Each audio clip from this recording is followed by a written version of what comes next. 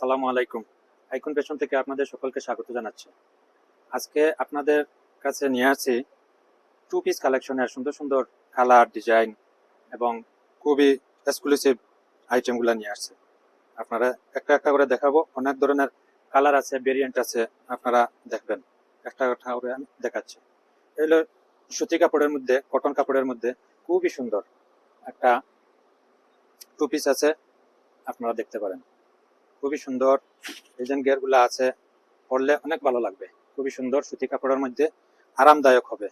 আর এটার সাথে পায়জামাটা হবে ঠিক এইরকম, খুবই সুন্দর পায়জামা।